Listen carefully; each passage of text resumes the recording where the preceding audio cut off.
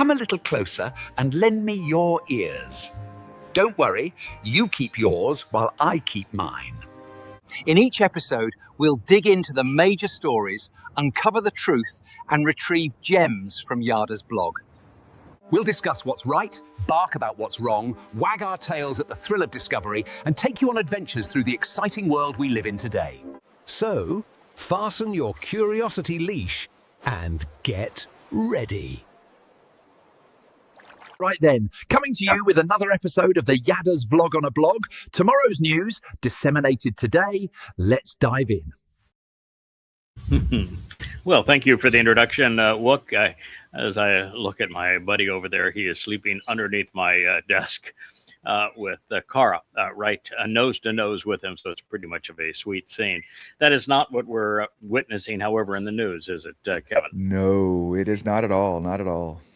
So welcome, world, to the Vlog on the Vlog. This is our continuation of On the Daily series as we broadcast from the Virgin Islands at 11 o'clock a.m. Eastern Time or Atlantic Time, as they are coinciding at this point. We received news that Trump had surrendered vis-a-vis Iran. And while that might have been good for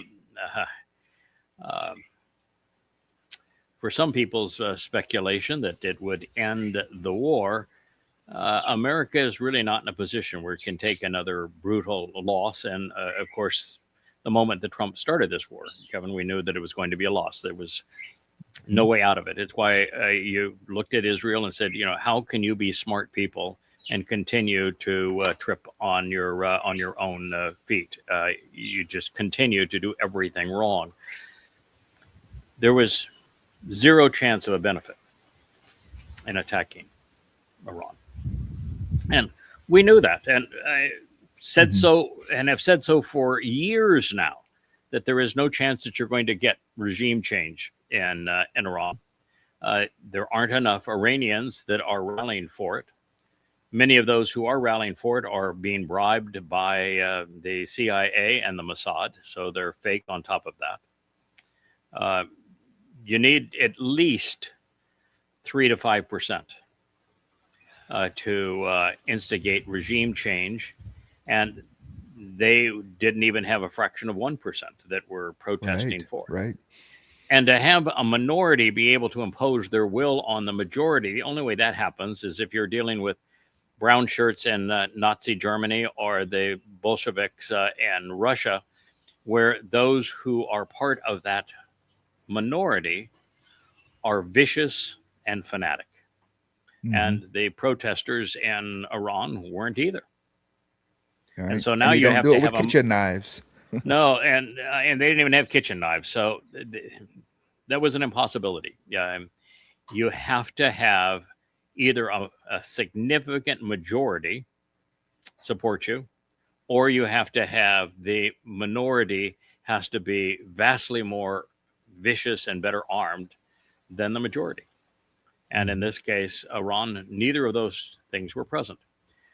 First, if you're third now, if you're going to have a successful regime change, looking at what's happened throughout history, you not only have to have either a very vicious minority or a large majority, neither of which appeared in Iran, but you have to have a go-to.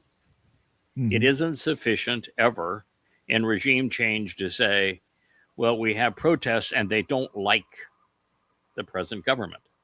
That is never enough. You have to have the participants rallying towards something. And in Iran, they had nothing to rally towards.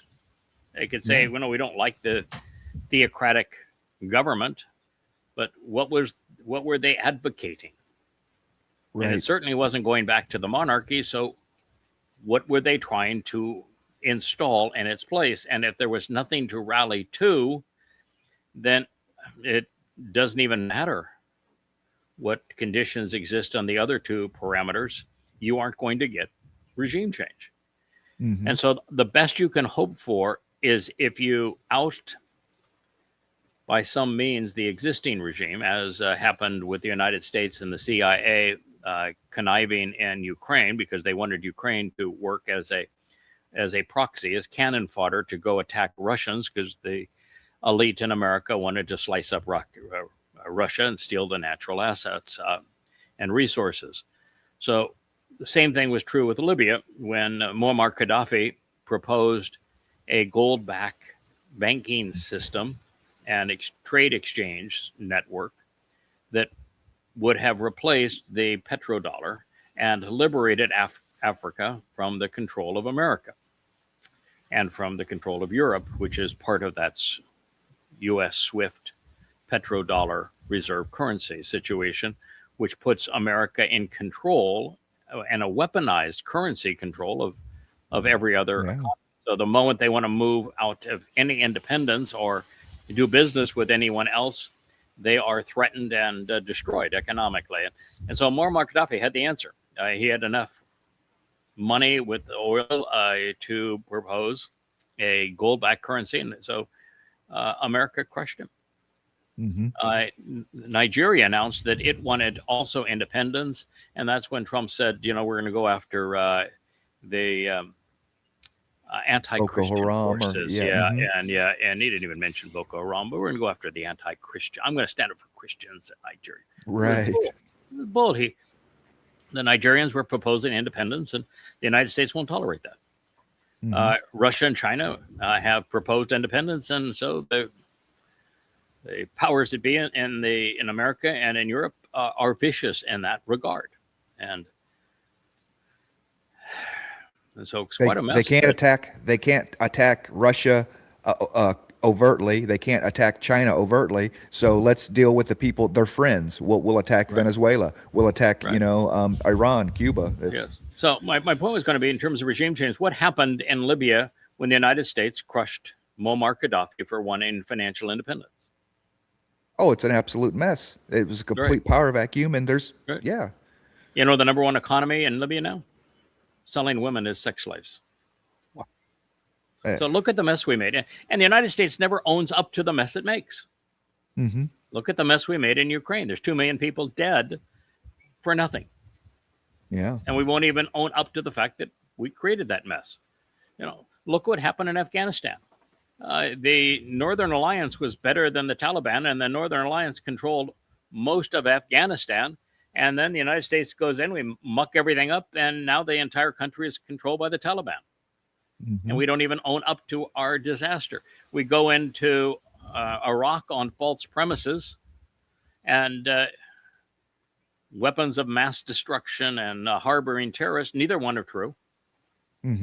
We break the country, and what we did is we gave the country to Iran.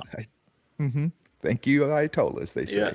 And in the process, we create the Islamic State. The Islamic State is an outgrowth of Bush's and General Betrayal's awakening program. So we created the Islamic State to replace Al-Qaeda. And we destroy Iraq and Syria, and we give Iraq to Iran, and we gave Syria to Turkey. Every time we try this regime change game, which was what Israel and America were attempting, if you're not smart enough to recognize that the CIA has tried this 100 times since the end of the last World War without a single success and with many colossal failures, then you're just too ignorant to speak out on this issue. We knew, and we spoke out and said, this is a horrible idea. It will not work. And it's being falsely portrayed. There aren't tens of thousands of Persians that are being gunned down by their government because they're holding peaceful protests. It was the Mossad and the CIA that were arming protesters, and there were maybe 3,000 or 4,000 that lost their lives, not the 40,000 that we used to justify, Trump used, and Israel used to justify their bombing of Iran. It was an absolute bold-faced lie, and people are so gullible today, they believe it. And so we knew that there was no chance of regime change. And we also know that while Iran would have no reason to have any uranium enriched beyond 3 to 4% for a nuclear power plant, and actually Iraq and Iran have no business with a nuclear power plant. There's nothing that they can do with it that's of any value to them, because all a nuclear power plant does is it considerable technological prowess. It boils water. Mm-hmm. And if you're a country like Iran and you're sitting on enormous quantities of hydrocarbons, there's a much cheaper way to boil water, essentially free. Yeah. And so there was no chance that they were. Maybe they're curing cancer. Maybe they're curing cancer. We don't know, right? Okay. Yeah. So scientific research requires a thimble of enriched uranium, not Tons. 1,000 or 2,000 pounds of enriched uranium. And that's just the part that we know is already at or above 60%. We don't even know how much they have all total at various levels. They mine it, and they've been mining it for a long time, and they've been enriching it for a long time. And they have at least 40 distributed centrifuge sites to enrich it. So we don't even know how much they have. When America says, they're going to give up all of their uranium. No, they're not going to give up the uranium. If they're not going to have suffered 2 decades of economic sanctions to say, oh, no big deal, we'll just give it up. Not a prayer. And so there was no way to get them to give it up. And if Israel and America had not attacked them, not once, but twice, we could be reasonably assured that Iran was not going to finish their bomb. They would be in a position where they could, but they'd gone 2 decades without having done so. And if they've gone 2 decades without having done so with a national religious edict not to do so, then leave them alone. To attack them under the basis that you're going to stop their program is counterproductive. Just as regime change was counterproductive, that's counterproductive, because all you're going to do is assure that they do develop their nuclear bomb, because they need a deterrence from you. And that's what we have done.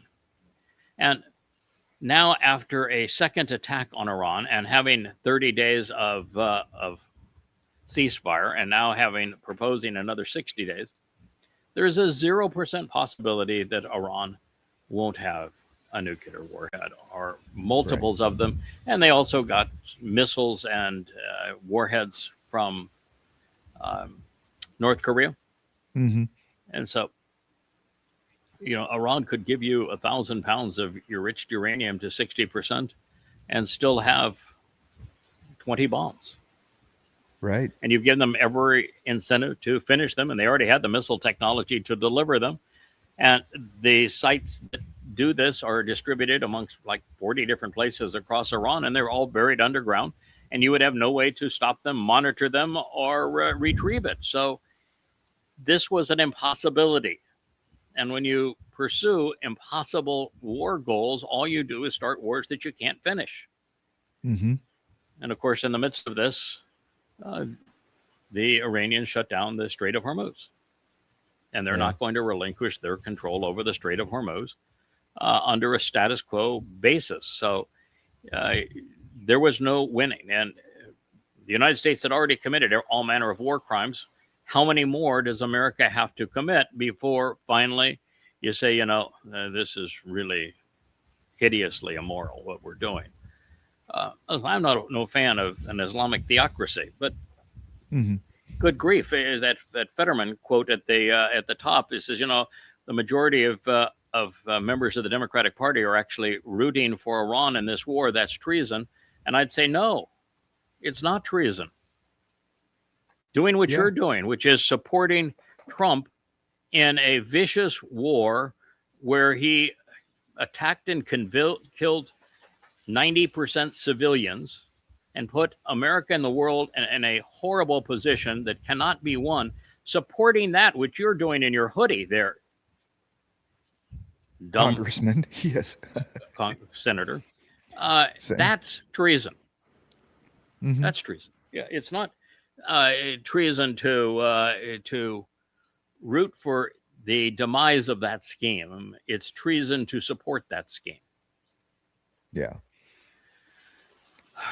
And So it's not like they're for Iran either. I mean, they're just against anything Trump does. You know, I'm sure that if Kamala had the White House, that there would be some sort of Iran craziness going on as well. Not to this extent by any means, sure, but well, it's Biden was the last bullet to destroy the Nord Stream pipeline and to put Russia in a position where it had no choice but to defend itself. So Biden was definitely a warmonger. Wouldn't want to defend him on any stretch of the imagination. And whether or not it was Biden that was the warmonger or those that were managing him because he was comatose, I can't tell you, but he was definitely a warmonger. And if you go back on the Ukrainian proxy war against Russia, you go back through Trump 1 was a horrendous contributor to this immoral ruse. Obama was horrible in it. And it goes all the way back to Bush. Bush set it all up, and the other presidents just played it all out as if they were playing the cards of the military-industrial complex, right. and bankers to make money on the blood of others. It was an abortion, an abomination. Now, as it relates to Iran, nothing is going to stop Iran from being among nuclear countries, because no country is going to allow you to continue to bomb them indiscriminately without being able to protect itself. And so what you have done is assure that they become a nuclear country. Now, the reason this matters to us isn't because of the demise for the United States. That's inevitable. We know that's going to happen. And the United States put itself in in a position where its demise is assured through this malfeasance of Donald Trump, because it eliminated its presence from the Middle East and extricated support for the petrodollar system, which was the last hope that America had of creating the illusion that it was solvent as a country. And now all it can do is continue to debase its currency, because no one will buy bonds. So it's just devalue the currency and use the control over the Federal Reserve to create the illusion of money to buy the debt that nobody in their right mind would purchase. All the while, the value of your currency and the value of your assets dwindles to nothing. We knew that was the case, and of course that'll take down the rest of the world economically as well. Even China and Russia, which have much more substantial manufacturing capability, can't survive that, because they have to export products to keep their factories running, and there will be no one to export to when the West collapses, which is now inevitable. And that's the anarchy of the time of troubles, and we knew that. The reason we're talking about it at great length now is that Trump made an announcement over the weekend that he says that he had two, one over the weekend and one today. And I want to talk to both of them. The first one is that he announced that he had reached an agreement with Iran, and that he had gone over that agreement with all of the Muslim nations, Turkey, Saudi Arabia, Qatar, Kuwait, United Arab Emirates, and the like, and Pakistan, the field marshal, or the general that runs Pakistan. And he had gone over it with all of them. And that the agreement had wonderful reception among them, and that he had told Bibi and pretended like he had a wonderful conversation with Bibi Netanyahu. So that's where we were. And he was not fessing up on what it was that was agreed to, other than he said that the Strait of Hormuz would be open And he said that there would be monies released, a minimum of 25 billion released to the Iranians, and that the overall situation relative to the nuclear program of Iran was tabled for 60 days. Right. That's what came out of the White House. So subsequently, Trump decided that he didn't like the fact that he was being mocked for this deal. And so he said, nobody knows what the deal is, but it's a great deal. But I haven't told anybody what the deal is. So if you haven't told anybody what the deal is, why'd you have any phone conversation? What were you talking about? Mm-hmm. You know, Right. your favorite color of cotton candy? I mean, what were you talking about if there was no deal? If nobody knows the terms of the deal except you, then you don't have a deal. Right. All right. So there were 3 sources that released the terms of that deal. And one of them was in Saudi Arabia, where the state-run news agency released the terms of that deal. And the terms of the deal were that the Strait of Hormuz would open, but under Iranian control. That the United States would release $25 billion to Iran. That the nuclear discussion, the nuclear, they're talking about a $1 charge per barrel of oil, which is, of course, 1% of the value of that oil as their toll to pass through the Strait of Hormuz. It takes a lot of damn $1 bills to up to 25 billion. So, you're going to say, all right, the Strait stays in Iranian control, but there's no tolls, but we're giving you 25 billion up front. That's better than what the Iranians were originally proposing. So the Iranians are going to be delighted with that. There's no problem with that. That the second was that the U.S. presence, military presence, would remain only until the deal was officially ratified, which means the U.S.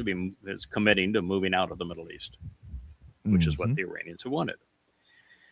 And that the nuclear discussions had been tabled and were not part of this deal.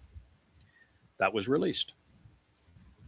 What that is bold-faced surrender. That is the white flag that Trump has been talking about waving. That's the white flag. That is the United States saying, we can't go off and bomb Iran again because we made no difference and we're killing people. We're committing war crimes. We're squandering our military assets and accomplishing nothing in the process. And that against a country that large with 93 million people that is essentially impenetrable to men on foot in an invasion, and that has buried everything that's essential to it beneath the reach of our bunker buster bombs. There's just no point, right, to bombing them again. The military doesn't want to bomb them again. They fired every top general. Says, you're wasting your time and putting us at risk. The blockade was not working because any ship that hugged the Iranian coast couldn't be touched by the Americans because they couldn't put their warships within missile range of the Iranian coast. And so the U.S. was just being mocked from every possible angle, and the Strait of Hormuz was essentially closed to anybody but China and Iran. And the devastation of that, both in fertilizer and food production, and in energy prices and world economy, is catastrophic. Yeah, I think one of the biggest things. Go ahead. One of the biggest things in my mind was this end of regional conflict across all fronts, including Lebanon. There is no way that Israel was going to agree to that, because they have to go. Well, they don't have to, but they want to go in and continue to harass Hezbollah. Yes, keep their heads down. One of the terms of the deal is that had to be the end of Israel's war in Lebanon. Now, Israel's war in Lebanon is like every other Israeli war in Lebanon. It serves no purpose. It's like the Americans in Vietnam and Hamburger Hill. You lose a lot of men and material, charging up hills that are manned by warriors in bunkers, and they kill a lot of your people. And then you claim the hill, and then you abandon the hill. And Israel is, just like America in the Vietnam War, was great at that. It's terrible for morale. It's terrible for the lives of those in your military, and it accomplishes nothing. And Israel's played that game in Lebanon for a long time now. And the world's opinion after Gaza is they're trying to turn Lebanon into Gaza, and the world's not buying it. It is not working for them. And when they claim that they had done a decapitation strike on Hezbollah a year ago, and then go back in and find that, well, no, that's not true at all, that there is capable and is well armed and as many Hezbollah as ever before. Right. So it turned out to be a complete lie. It's like the dumpster there claiming absolutely obliterated all of their nuclear capability, and he didn't even make a dent in it. And then you have to go back, and when you go back, you still can't make a dent in it because there's just no way to deal with it. And then there's always another Muslim wanting to pick up that sword. Always another Muslim waiting to pick up. Because it's, for them, it's martyrdom. It's direct admission to Allah's brothel. That's why Israel couldn't defeat Hamas in Gaza. You know, they destroyed Gaza, but not Hamas. Great. And all that did is destroy Israel. So under these circumstances, Trump capitulated. He said, okay, I can't beat them militarily. No one's buying my threats that I'm going to annihilate them anymore. The military can't invade. You can't win from the air. I got no options whatsoever. And we need the Strait to be opened, and I need to pull out. So what's the only way to pull out the military and get the Strait open? Surrender and give Iran a lot of money and claim that you negotiated a great deal. That's what he was doing.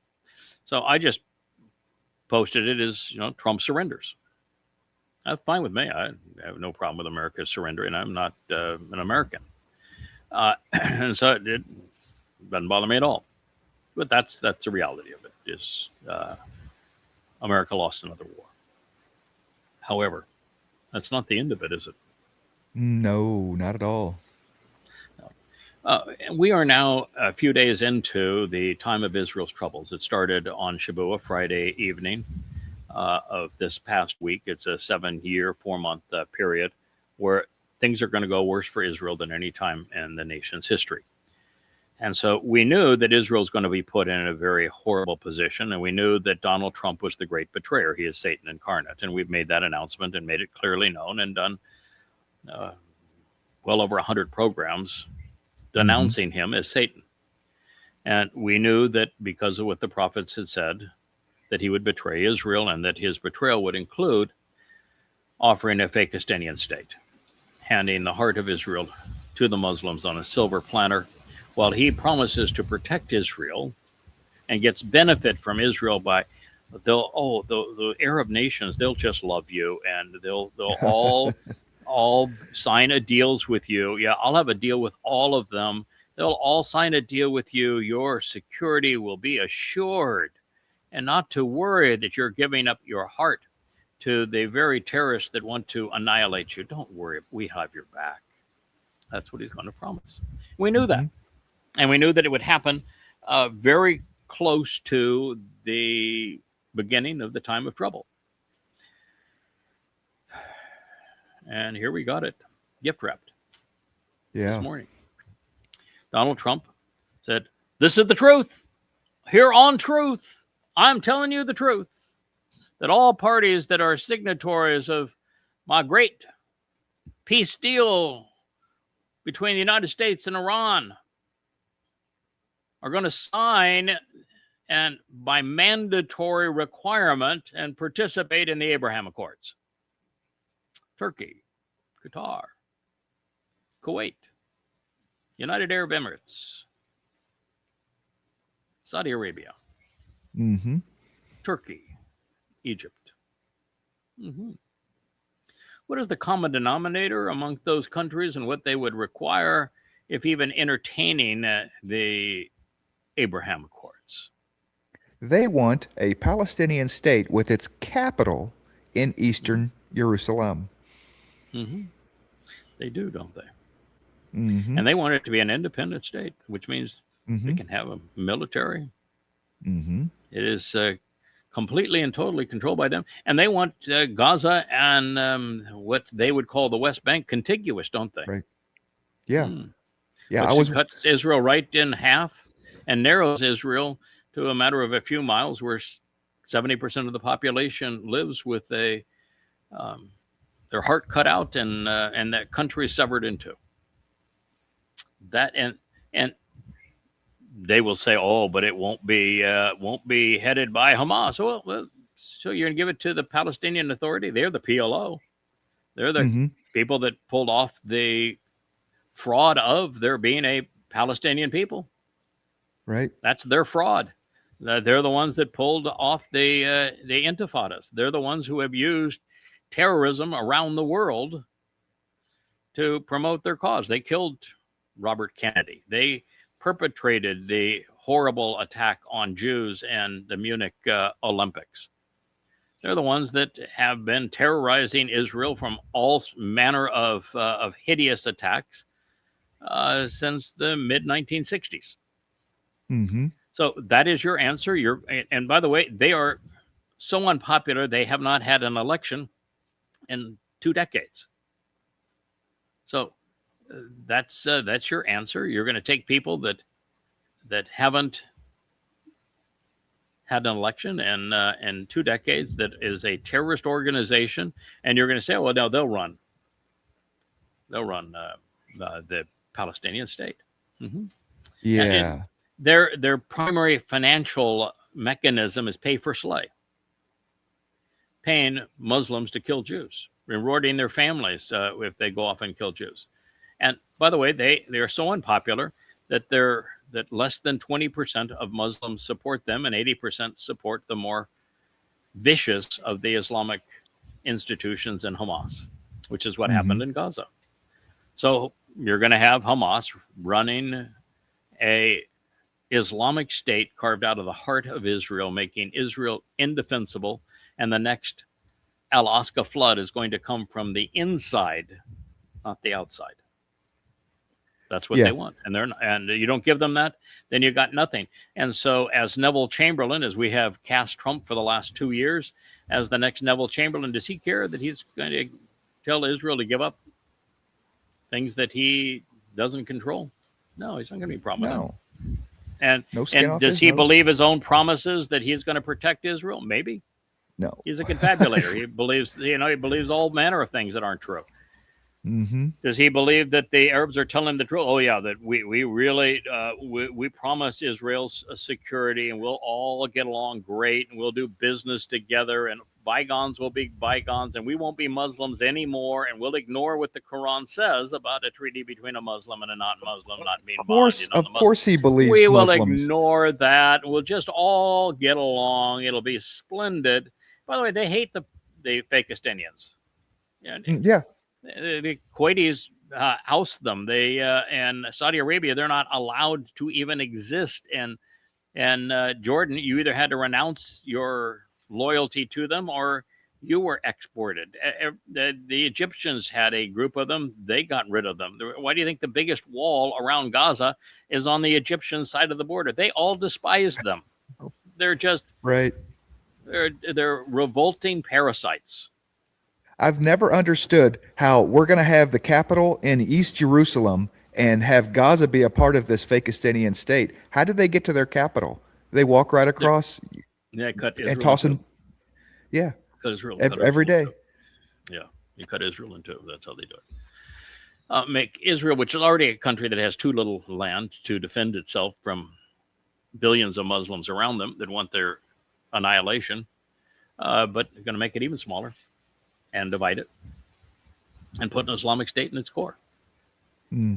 This is what's going to happen. That's the only way that the Abraham Accords are spread, and it is the ultimate weapon that will be used to destroy Israel. So here we are, observing the beginning of the time of troubles as we announced, and we're now witnessing the very tool of betrayal. In this case, betrayal has been gift wrapped. It is something that Netanyahu will accept gleefully. Yeah. Yeah, it's sad. Judea and Samaria is absolutely unbelievable to me, to give up that much land, because the settlers, the Yehudim that are living there, they cannot continue to live there under any sort of Palestinian. Correct. Correct. They have to Correct. go somewhere else, and it is a Yeah. huge swath of land. Yeah, look at what happened in all of the Islamic countries between prior to 1948 and after 1948. Jewish populations went from hundreds of thousands per country down to 10, 15 Jews in these countries, some absolutely zero. So Jews in Fakistan, there'll be none. Yeah. Muslims in Israel, millions. Mm-hmm. Jews in the Islamic State, yeah, I guess there'll be some if you count dead. Right. So it's a betrayal of your own people. It's a betrayal of your God. It's a betrayal of reason. How well did giving up the high ground of Czechoslovakia work to achieve peace with the Nazi Germans, who, by the way, were in league with the Muslims? Yeah, it did not at all. It did not. That, No, that the Sudan let land wasn't Neville Chamberlain's to give, and it had the exact opposite effect. Same thing is going to be true when something that Israel has too little of, land, is given to people who have never known peace. It's going to have an even more horrible and undeniable effect than peace in our time did with Neville Chamberlain. It's going to be one of the great betrayals of all time. That's why the prophets spoke of it, and we're flabbergasted that it's happening. That's why Dowd is so enraged now as he looks down upon his people, saying, I may have made a lot of mistakes, but I unified this country. I fought to defend it in 66 battles, and here you're just giving it away. Giving it away. And yet Israel is a vassal of Donald happy Trump, to so do what they so. can do. Yeah.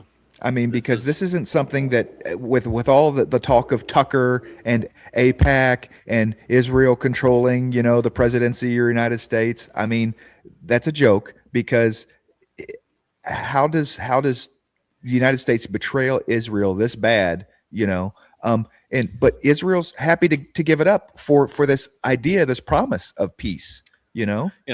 I looked the other day at Dupern's on foreign lobbying efforts in the United States, and you hear the Candace Owens and the Tucker Carlsons and Nick Fuentes and the like, and you would think that Mar Massey and his squabbles are all of the talking heads on YouTube, that Israel was by far the biggest donor, and that no one could avoid the Israeli lobby because they had all this money to spend. That Israel's not even in the top 10. Right. Not even the top 10. Liberia, who last year was the largest. Prior to that, it was China. Canada is way up there, as is North Korea. Bahamas, and Bahamas actually spends more than Israel does in the United States. I mean, you read the countries that are in the top 10 and you say, what are they getting for that money? And Israel is not among them. So why aren't people complaining? The Bahamas have way too much influence. Liberia. Yeah, those Liberians, man. Got to watch those Liberians. They were number 1 last year. And then you've got Saudi Arabia and Qatar. They're significant players, United Arab Emirates. But they've even pulled back here recently. China has gone down next to nothing and says it's just a waste of money. So China, which was by far the largest, is almost a non-player right now. But no, it's not Israel, and it's not the Israeli lobby. It's just an excuse to go off and have a Blame boogeyman. the Jews. Blame the Jews. The That's oldest conspiracy in the world. Al Jazeera was the one that took that last picture right there and said that this is the terms as they are being discussed among the Pakistanis and the Trump released to the Saudi Arabians and to the Kuwaitis and the like. So the terms that were distributed between them, they articulated them, and it says if these are indeed what he has negotiated, it'll be the greatest surrender in American history. Yeah, he's the 9th, the 10th. How much peace has Trump brought to the world recently? The 9th, 10th war that he stopped. Yeah. This one he can't even stop the one that he started. The sad thing about this, as I say, is that I don't care that he failed. I know him to be Satan, so I'm delighted that he failed. In fact, he's giving Satan a bad image. You would have thought that Satan would do better than somebody like this. He's just a bully in a sandbox. He's so pathetic that for there to be MAGA, you have to realize that MAGA is a mental disorder. Yes. And that to be a Christian MAGA, of which most MAGA are, you're getting it both ways, and you are just absolutely a wreck of a human being. Yeah, there's no cure for that mind virus to have both strains of politics and religion that intertwined. Yeah. We just talked about this one, the two-state. And then we go to the other side of the Marxists. Yeah. They were Israel, almost 3 years late, is trying to now engage in the war of public opinion that we begged Israel to engage in right away. I told Israel, do not bury those bodies right away. Don't disrupt the crime scenes. Take all manner of pictures, capture all evidence that you can. The GoPro cameras that the Muslims were using to confess to the crime. Download it all. Download every security cam video and every picture that could possibly be taken. Don't gray anything out. Show it for exactly what it is. Hour upon hour upon hour, the rapes, the tortures, the confessions, all of it. Because if you don't do that and you lash out at the perpetrators, then the whole world is going to think that you're the bully. You're going to be the perceived perpetrators of genocide as opposed to the victims of Islamic genocide. And they didn't. And, they claim, well, the sensibilities, you can't torture, torment those poor families that lost loved ones. Yes, you can. Because you have to frame it correctly. And what you do is to say, they're either captive or they're dead. Do you want their deaths to mean nothing? Right. Or do you want their captivity and death to speak volumes? Do you want to make them heroes? And they're heroes if their story is told, because it will lead to the survival of the Jewish state. But if you don't, if you cover it up because of your sensibilities, then they died for nothing. They are forgotten and they died for nothing. And that's what Israel did. Yeah. May their memory be a blessing. You have to make their memory a blessing. There's work involved. They have to respond correctly and let people know exactly what these people suffered. Not just talk about it. It has to be shown because that's how we are today. And here, this is one of the things that just was exceedingly troubling to me. The Muslims filmed everything they did, just like did the Nazis before them. They confessed to every crime. They wanted the world to see what they did in terms of rape and torture and mutilation while screaming Allahu Akbar. And even though they confessed to the crime, even though it's their own confession, even though it was uncoerced, the Marxist news agencies, both mainstream and social media, wouldn't allow the confession to play. I gave up on Facebook. You want to know the primary reason I gave up on Facebook is that I presented a video that the Muslims themselves had shot. And Facebook, the disgusting idiots that manage that despicable swamp, said I was promoting terrorism as opposed to opposing it. And I just realized Facebook is a waste. I mean, you can't deal with people and machines that stupid, that immoral. And to oppose Islamic terrorism, you get the same reception on X.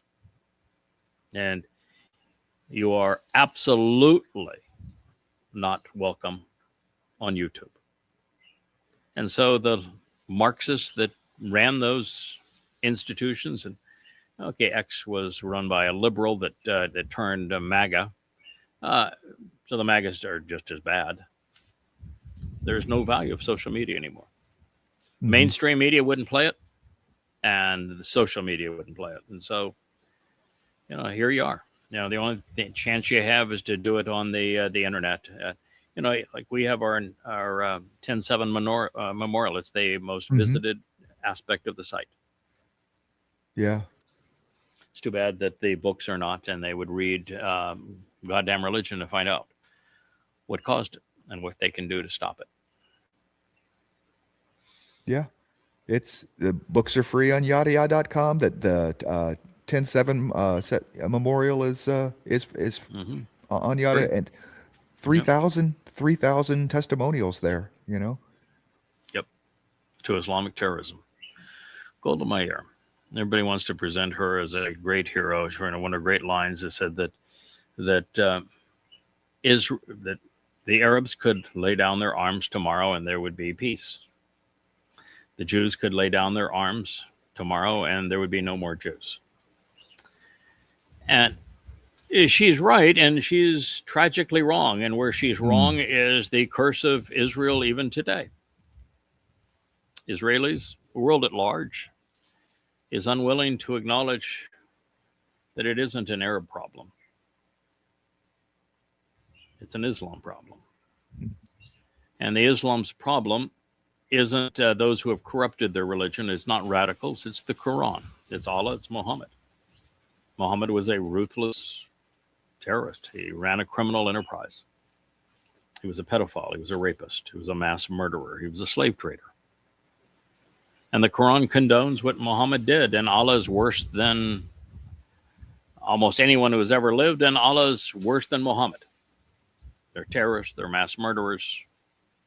They're slavers. They're sexual perverts. And when you have a religion that is allowed to infest the world and that you enrich it on this hydrocarbon trade, then you put yourself in a position that Israel put itself in. She didn't know what she was opposing. And look at that stupid star behind her. It's just repulsive. Yeah. The Jews rallied around the symbol of the Holocaust, of segregation, demonization, dehumanization. Christians have dehumanized and demonized Jews for 18 centuries. And in the worst of what they did to Jews, they did it under that symbol. Right. And to use that symbol to apply it to your state and to your religion is almost unfathomable on how grotesque it is. Stockholm syndrome. Doesn't make it right. No, to paraphrase, was it Carville? It is Islam, stupid. It is just plain old-fashioned Islam, not fundamentalist Islam, not radical Islam, just plain old-fashioned. It is just Islam, period. And if you don't think that's correct, because that doesn't meet with your sensibilities, then you go read the 5 volumes of Goddamn Religion. And then you write me a letter. In fact, do the world a favor. Prove it wrong. And you'd have to, by the way, prove every point I bring up wrong. And all I do is cite the Quran and Hadith. I got no other sources, just just the words and deeds of Allah and Muhammad, that's all I cite, you would have to prove they're all wrong.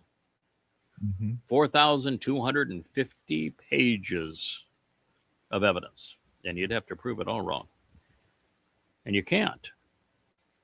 Because the only answer is to goddamn religion is that the Quran and Hadith don't matter, that they're all untrue, based on a complete lie.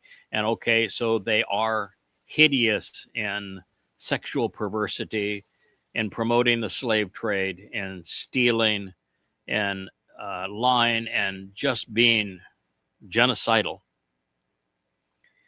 that then there's no purpose for Islam, because they are Islam. That is, then what you're saying is okay. The basis of Islam is horrific, but it's okay. We'll tolerate Islam anyway. Is that what you're going to say?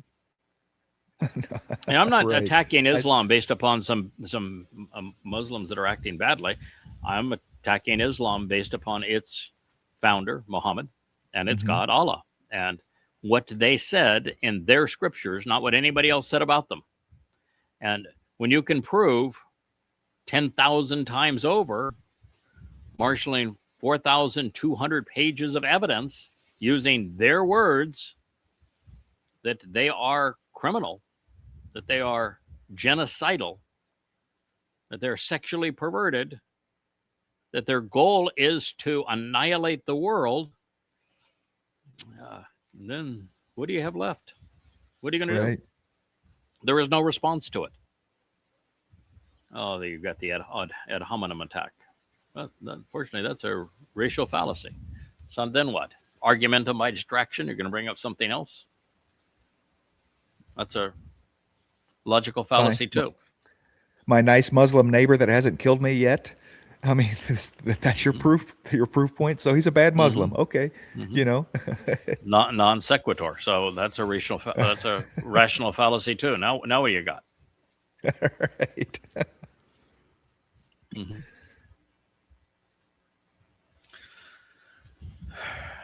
I am so hideously disgusted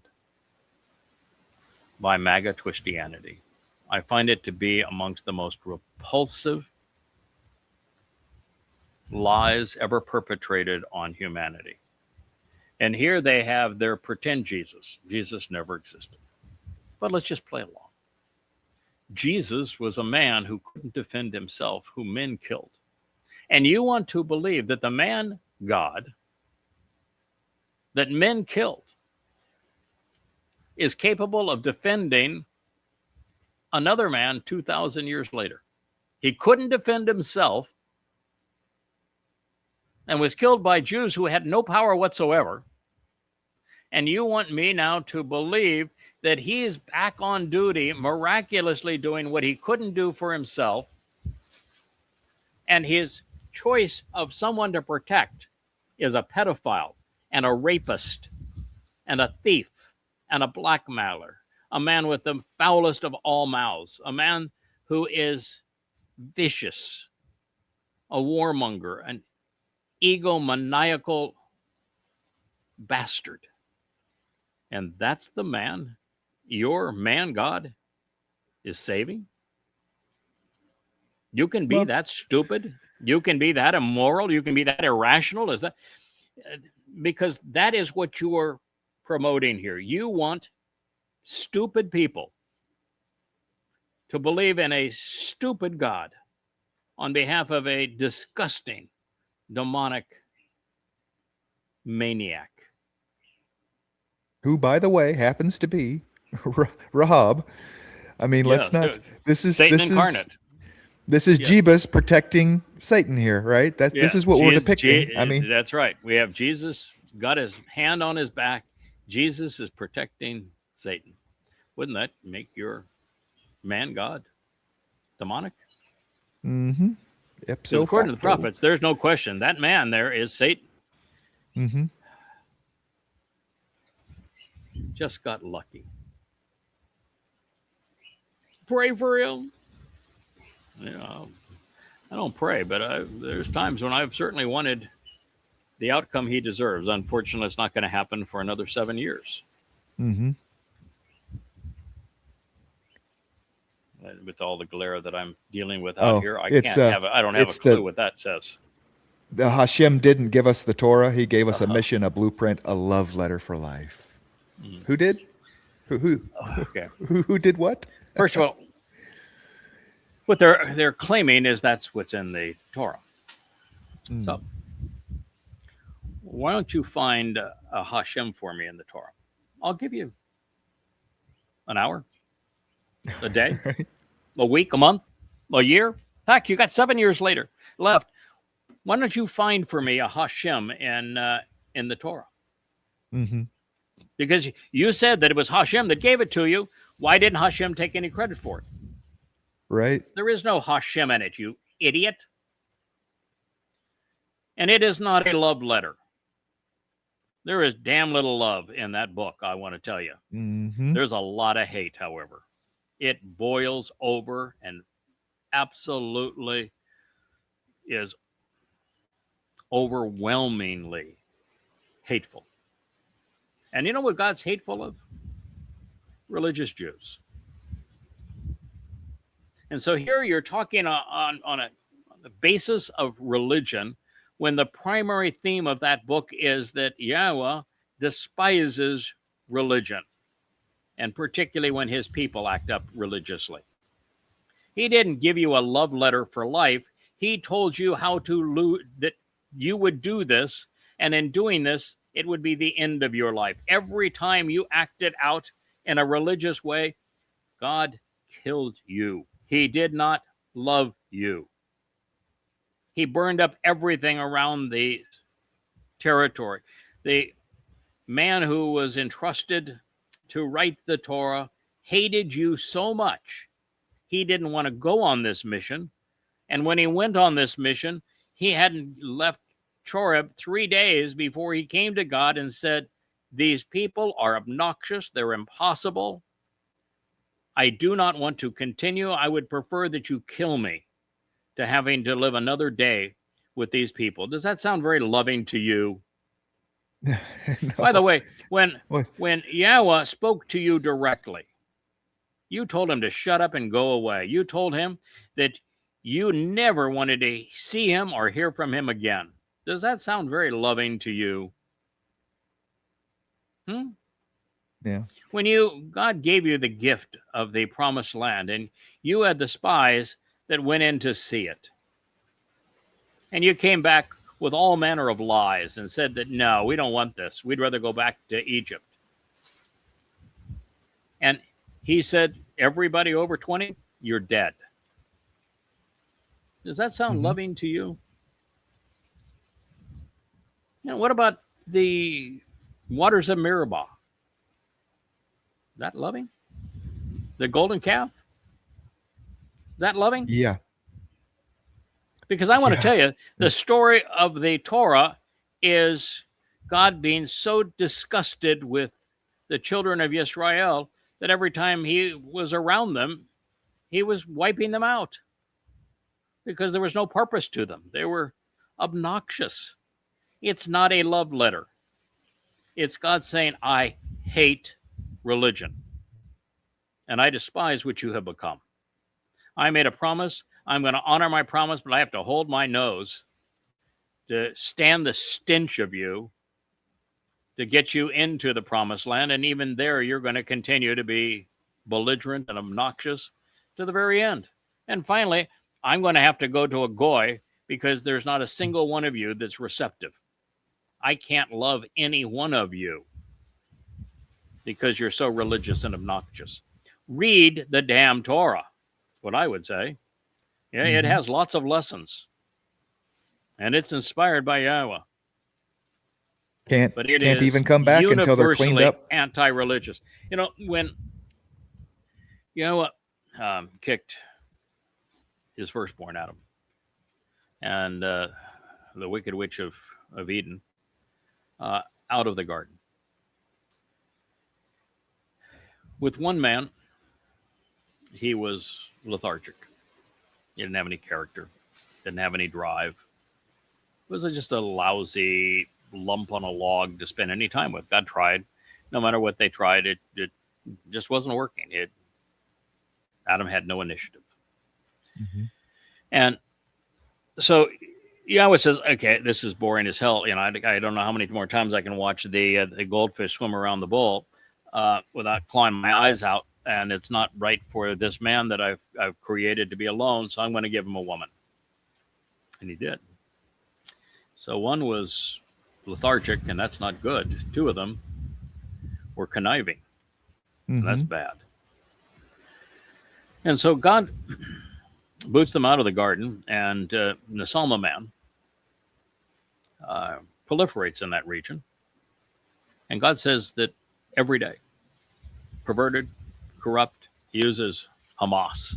He says they were violent and vicious terrorists. And so God said, when they became many, they became universally bad. And that's the lesson that no one seems to be able to pick up. Mm-hmm. Judaism, large institution, bad. America, large nation, bad. Rome, large empire, very, very bad. Roman Catholic Church, largest institution on earth, exceedingly evil. That every time man proliferates, he becomes evil. One man, not good. Many men, bad. It's always the case. And that's why God said, I regret having created man. And this is unique because it's not true with any other animal. Nope. In a school of sardines, they don't turn on each other and bite off each other's tails. You know, a herd of wildebeest aren't stamping their children to death and sacrificing their children. They aren't going off as zebras and saying, boy, there's some really nice grass over there, but those other zebras, they got different stripes than we do, and let's go and annihilate them so that we can we'll slave the women, make them sex slaves, and we'll sell the children zebras to the next colony over. They could use some workers, and we'll mutilate the big daddy zebras, and we'll steal their land. Is zebras doing that? No. There's only one animal that does that. Yeah. And that's the Salma man. And so God realized that the Salma man experiment was completely and totally failed. Bad idea, didn't work. And that's the lesson I don't think that I can get across to people. And Kevin, it has a huge influence on trying to understand where we're going. Mm-hmm. You know, my job, our job, is to help people understand that religion will preclude them living a life beyond this one on earth. And the promotion of religion and politics will earn them a guaranteed reservation in Sheol, which is a black hole. And that God is offering to those who listen to him, who think about what he has to say, who respond appropriately, and engage in such a way that they demonstrate that they can be trusted. That God is offering an eternity elevated into 7 dimensions and a tremendous inheritance. That our job is to convey those 3 things. Mm-hmm. And to prepare people so that those who are interested can choose the covenant option. And then to hope that there will be, and we know there will be, a mortal remnant that's allowed back into the garden. And we've analyzed all the refined gold of Orafor, and that's 1,400 people. And that could be the mortal remnant of Yasha'yah. It can't be total numbers of people, total mortals, because you couldn't run the planet. It'd be impossible for us to generate energy, generate food, run sanitation systems, manage roads, all the kind of things that you have to have if you're going to live distributed around the world. But there's this conflict here, and this addresses that conflict not in a way that resolves it, in a way that helps us at least understand it a little better. God realizes that the Salma man is a horrible mistake. Mm-hmm. That not even 1 in a million Salma men and women are capable of being beneficial. Not even 1 in a million. And that the more of us there are, the worse we become. So God can't open the garden and say, here, millions of you, free reign, go on in, have a good time. No, he can't do that. I was talking to Perry earlier at breakfast, and he was saying, well, obviously I'll speak the same language in the garden. I said, no, we won't. What was one of God's very first things he did? He confused language because we make a mess of things when we all communicate well with each other. You think everyone's going to be living in Jerusalem? No, because when we congregate together, we become really bad. He's not remaking humanity. He's giving certain people an opportunity to do better. Mm-hmm. But we have the same tendencies, even scrubbed of religion, even without anyone promoting it at a moment in time with them all wiped out. It's not like Adam and Chawa, we're going to Sunday school and that corrupted them. They just had the propensity that when there were 2 of them, they were worse than 1. And when there were 4 of them, that was worse than 2. And then when there was a bunch of them, that was far worse than the 4 of them. Mm-hmm. Horrible. And so God can't have all that many. Just can't. It won't work. And yet you have to have, I would say, in the range of 500,000 people out here if we're going to run the planet. Produce food, transportation, sanitation, power generation, internet communication, manufacturing. God can't just simply say, I'll build houses I'll tear down everything and I'll build new houses for everybody. Then what's the point? I mean, God wants us to work. You can't say, well, we're going to go back to hunter-gatherers. No, we're not. If we're hunter-gatherers, we're not learning anything. We're just spending all of our time hunting and gathering. And are we going to be slaughtering animals like that? And we know there's going to be herds. We're told specifically there's going to be herds.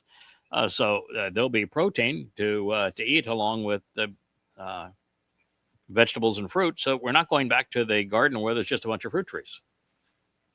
And even then, somebody's got to harvest the fruit and share the fruit and then clean up after the fruit. And so, it's a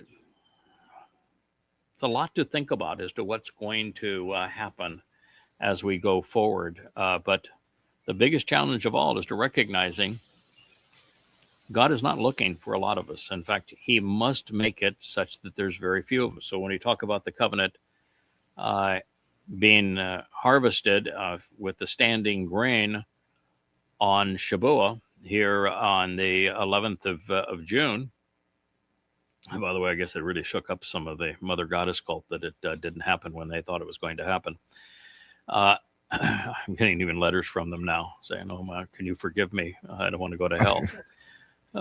So too late.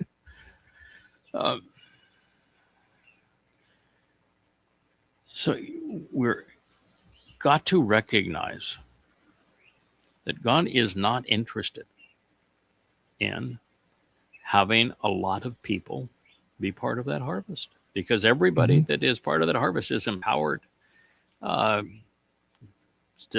operate in 7 dimensions. We can warp matter with our minds. That's not something you can have as a capability if you can't be trusted. Right. And God knows that when there's a lot of us, we aren't trustworthy. So that's one of the things, by the way, that I'm so appreciative of, is that we came to the realization that we do not want to harvest to take place concurrent with the entry to the time of Israel's troubles on this past Shabuw'ah, because it would mean that there'd be so very few that could be harvested, because while there were many who were listening and were observing the conditions of the covenant and attending the Mohadim, they weren't making a contribution. And so there was nothing that God could use to evaluate whether or not they could be trusted. Right. And so this whole idea of many of the covenant members now doing their own presentations, starting blogs and producing them, which are central to that project, which my only contribution can be, I think you ought to do this, and I think it ought to be such that we can show them on our site the following way and provide the encouragement and technology. I cannot contribute to them and really can't say much about them, because the whole purpose is for you to take initiative and to have other covenant members rally around you. That's wonderful. And for them to do their own, that's wonderful. And for them to watch, that's wonderful. And to contribute in every possible way, that's great. Do it. Yeah. And the more of you that do it, the more independent you are, the more independent of me you are, the better. Mm-hmm. Because now you're demonstrating that you're somebody God should trust. You're making a contribution. And it's not just that you're demonstrating that God can trust you, and therefore you're affirming your own eventual harvest. That's all good and well. But somewhere along the way, you have to stop thinking like that. Mm-hmm. I don't think I have ever thought that way. I'm not sure you've ever thought that way. I don't think that, wow, I'm doing this, so I'm assuring that I'm amongst those being harvested. Ever. I don't do this to say, boy, I'm really guaranteeing my inclusion. Never. You do what God wants because he happens to be God, and doing what he wants is the single most important thing we can do with our lives.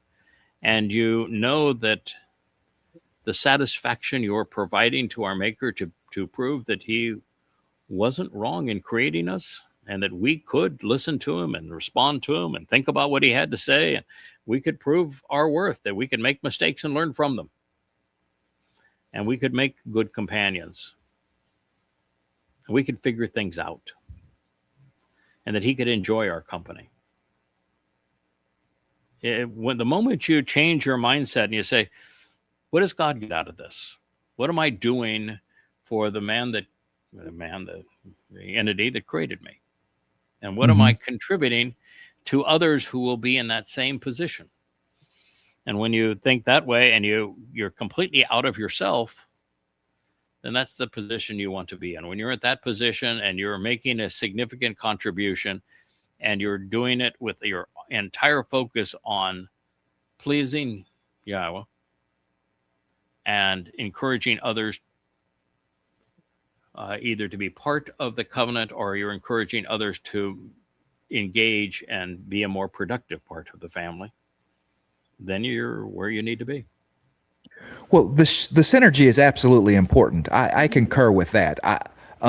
When doing things and multiple parties are benefited from it, then absolutely that's a good thing. Those are the top things that you can find to do with your life in the time we have left, for sure. I'm not sure that the a priori conscious motivation for each thing is essential, because it's difficult. It's chicken and egg is a bad example, but I'm doing this and others are benefiting, and I'm benefiting as well, so it is circular in my mind, not necessarily that I'm doing this so that I get into the harvest, but I'm doing something that other people benefit from and that I enjoy doing, and I receive benefit from too. I'm not necessarily an altruistic person, okay? I'm not going to do something just when I receive no benefit from it whatsoever. Even helping a little old lady across the street, I got to do it because it makes me feel good to do it, okay? Not just that it was the so-called right thing to do. That's the kind of person that. I think you've missed something that is really essential to the equation. I've long said that the reason people are depressed is they're into themselves, and that the only cure for depression is to get out of yourself. When you start caring about and focused on others other than yourself, you are never depressed. Yes. When you're focused on yourself, you're always depressed. And so by doing something that is beneficial to our Creator, makes him happy, satisfied, and you do something that is good for others within the covenant family, then you are out of yourself, aren't you? Yeah, And when absolutely. you're out of yourself, your attitude is always good. So now you have a positive attitude. You feel good about yourself. You are getting that thing of value. Whereas if you don't do these things and you're just a sponge trying to, what can I take in? What can I take in? What's your focus again? It's on yourself. And if your Right. focus is on yourself, it is going to lead to depression. Sure. So the That, best that, way so the thing that you can do that is best for you is to get out of yourself and focus on what you can do that is better for others, particularly when you're following an example set by the Creator of the universe. Absolutely. He is the source of all energy flow, right? Everything that flows from outside of him. And so if we take a little bit of that energy and we put our own little sauce with it and increase that energy flow out of us, we benefit from that as well. We gain that energy. We're able to show that we can contribute, we can take what he gives us and like a light prism, magnify it or spread it around, whatever the case may be, I'm not sure it's quite that esoteric. I think it really just gets down to, we were given a marvelous set of instructions.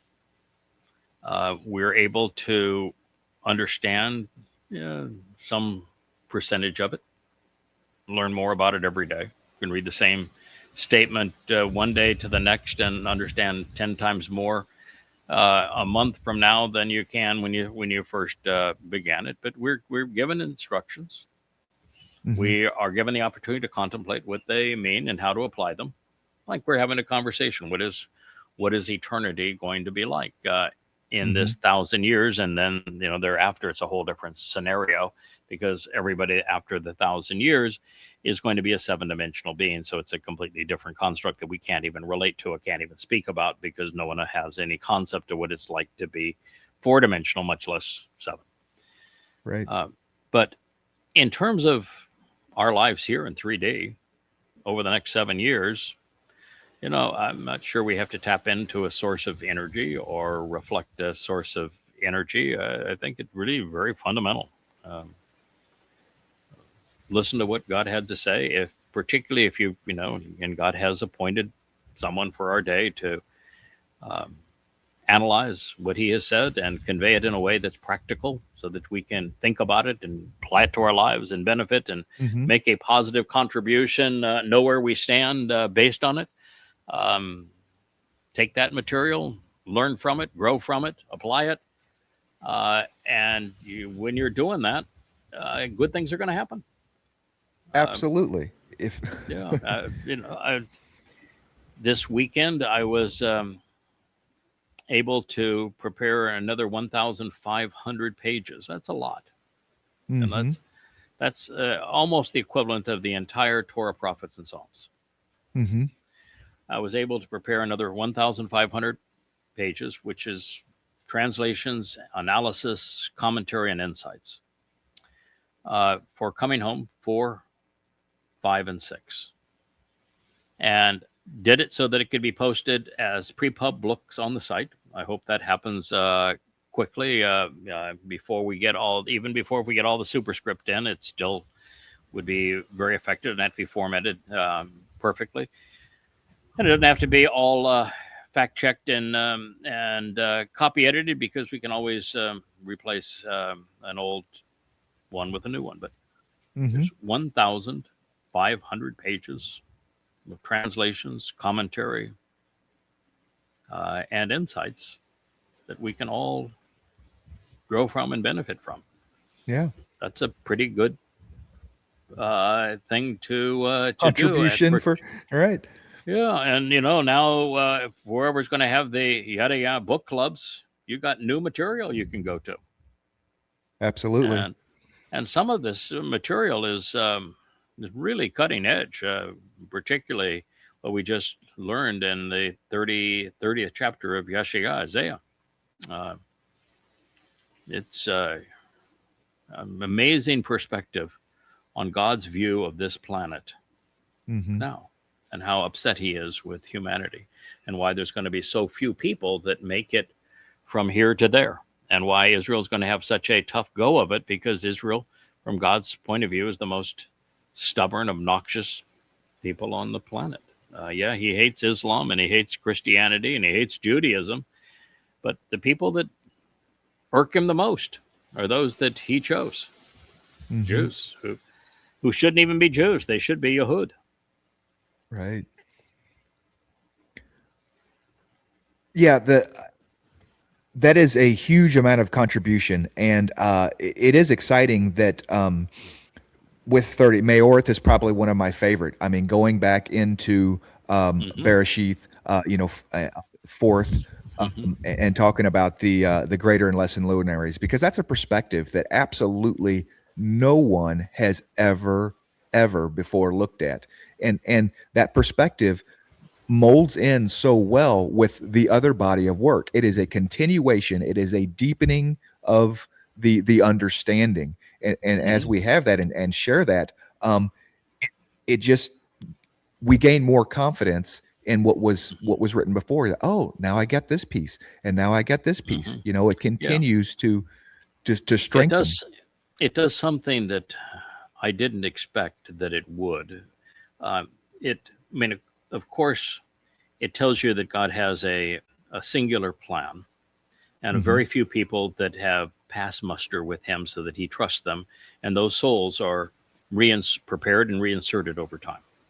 And it's the same souls, and particularly two, the greater and lesser luminary, are the two most deployed souls over time. It's been over 6,000 years that these two individuals, and it's a third because one of them drags along his wife every place he goes.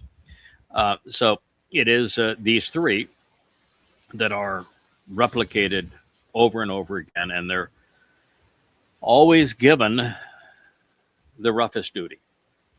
They're always inserted to do the toughest job at the most critical time, at a time where if they don't prevail, if they fail, the entire human experience fails with them.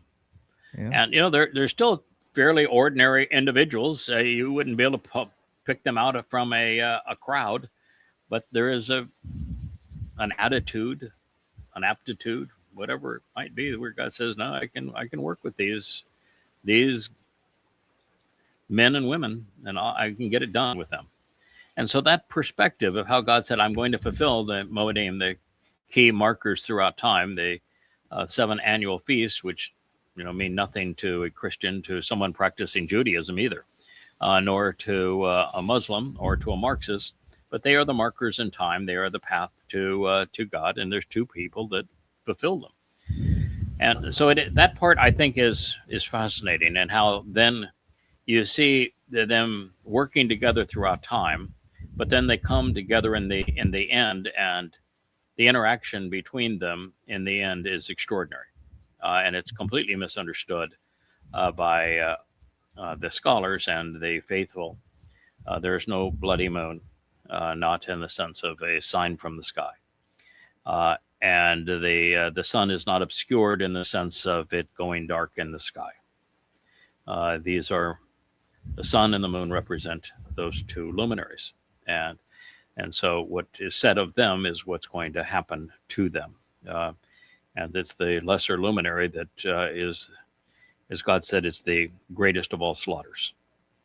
It's the most vicious murder in the history of humanity that will take place. That's why he's the bloody red man from the earth. That's why he is Adamah. That's why blood is in the midst of Adam. Damn. And so that part was fascinating, I will tell you. But the thing that was the most interesting to me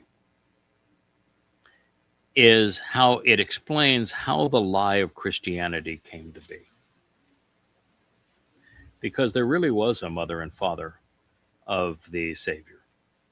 It's just that Their names weren't Joseph and Miriam. Miriam's the worst name you could possibly ever name anyone. Miriam means embittered, and rebellious. She's the person that God hated. No, their names are Ruth and Boaz. Mm-hmm. And they were the great-grandparents, and they were also the parents of Dowd, who's the actual Messiah, called Emmanuel in 2 BCE when he was conceived by them. And their role as parents and him growing up and them having more sons and daughters to support him explains the mythical, how Paul created the myth of Jesus and the disciples and the birth, Bethlehem, and all of that sort of thing. Boaz was the uncontested leader of Bethlehem at his day.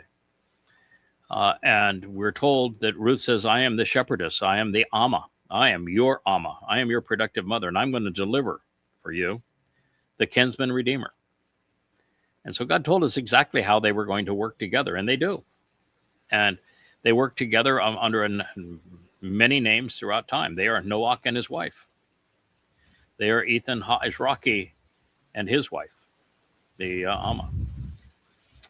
And when you realize this is what actually happened when Dowd is presented to fulfill Pesach, Matzah, and Bakurim, then you get to see how all of the lies that Paul told in his creation of Jesus as the counterfeit of Dowd, he drew from something that actually happened. He just gave it a bogus name and derived a erroneous conclusion. But not out of thin air. So it explains all of it. And it gives you such a grounded understanding of who we are and what has to happen and what we will continue to do and why God has asked us to do these things, why he said so much about us. Because God says more about us than anyone by a long shot. And it's not because we're perfect, because we're not. I mean, Dowd was hugely flawed. And, God's not interested in perfect. He's interested in resilient. Right. Are you open to him? Are you observant? Are you listening? Are you thoughtful? Are you responsive? Are you resilient? Do you learn from your mistakes? And then once you do, and you've shown that you can get up when you're fallen, you become bold. And that's when people develop character and confidence. If you're knocked down a bunch of times and every time you've been able to get back up and get going, those people are the most confident. Mm-hmm. Because they know that the next jolt, the next obstacle, so what? Well, we've solved them all in the past. We'll solve another one. Right. Been there, done that. Let's go. Been there, done that, and that's the kind of thing YAHOWAH is looking for. And so by studying his cast of characters and when he deployed them through Maorth, we get a vastly superior, more complete perspective and understanding on God's plan, how he is engaged with us and what he's trying to accomplish, because his style, whether it's you want to accept it or not, I'm not speaking of you personally, but the religious don't want to accept it. They want God to do his own thing. But God's style is not. He says, no, I think it's better when I work through people. That's exactly his response to Moshe and Israel when they told him to shut up and go away. He said, yeah, I agree. I think that's a good plan. And he has. And so he's continually worked through people ever since. And he gets to choose the people. And once he chooses somebody, he does with them what he did with Chinook. This is, again, you're going to make me mad. You're just there to make me mad. I guess that's not your fault. I posted it. Shabbat Not my to blog. Pentecost. Yeah, I know. Shabbat Just the to vlog Pentecost. side of it. Yeah, Shabbat is just a lousy harvest of grain. Oh, so remedial. But within Christianity, it's Pentecost and it's a harvest of souls. So, moron, if that's true, then why did God call it one thing when you're calling it another? Mm-hmm. How can you be right if you claim that's your God? If you're claiming that your religion is based upon God having inspired the Torah, how can you contradict it? And let me ask you another question. Have you ever read Acts 2? Because Acts 2 is where you claim Shabuw'ah, as Pentecost. That's when you claim it. Was there a harvest? Nope. Mm-mm. There wasn't, was there? No, what there was a birth of your ridiculous church. And can you find a reference to a church in the prophets or the Torah? Nope. In fact, you can't even find a reference to a church in your own New Testament because it isn't there. And nobody was harvested on that day according to your malarkey that Luke wrote on putting words in Peter's mouth. You know why there wasn't any harvest? Because all that he said is that people were out speaking other languages. Didn't say anybody was understanding anything that was being said. It just said that people were able to speak in different languages. That was the sum total of what happened on your Pentecost, is that people spoke in different languages. Guess what language they didn't speak in? Hebrew. Hebrew. Yeah. What's the language of the Torah and the prophets? Hebrew. Yes. Hebrew. What's the language of God's chosen people? Hebrew. Hebrew. So the language they omitted was Hebrew. Yeah. And so you got, and some of the languages that they list on their list are so insignificant as to what in the world were you thinking here? Mm-hmm. And that's it. And then you claimed Yoel 2 as your proof text. But you were wrong by 2,000 years, because the proof text in Yoel talks about the last days, not the birth of your church. Mm-hmm. And the story in Yoel 2 is that Christians are going to be destroyed. Christianity will be destroyed. So why are you touting Pentecost as a harvest of souls when all it's going to do is condemn them? It's obvious that Luke and Peter lied regarding Joel 2. Obvious. And you don't have to be a genius to know it does not fit. And it was cited to fit, and it does not fit. Therefore, they lied. And you can't call it a harvest of souls, because it was the only thing that happened that day is people spoke in a bunch of languages, according to the propaganda. Not that anybody understood anything. Right. And not a single thing they had to say was recorded. So what was the purpose? What was the benefit? If nothing that they had to say was recorded, and nobody understood what they had to say, and they were claiming that they were speaking to everybody in the language that they understood, but they spoke in languages where there was nobody like that in that community. This was Roman-occupied Yehuda. A few people might have spoken Aramaic. Some would have spoken Latin. Some would have spoken Greek. Most spoke Hebrew. Two of those languages you didn't even mention. I think there were three of those languages that weren't even mentioned. So who are they speaking to? Right. And what did they have to say? And why was this associated with Shabuw'ah, when Shabuw'ah is a harvest of standing and mature grain? And why did you quote Yoel when that prophecy pertains to 7 years from now and not then? And why are you still a Christian when it's so obvious that all of that is a concoction of lies?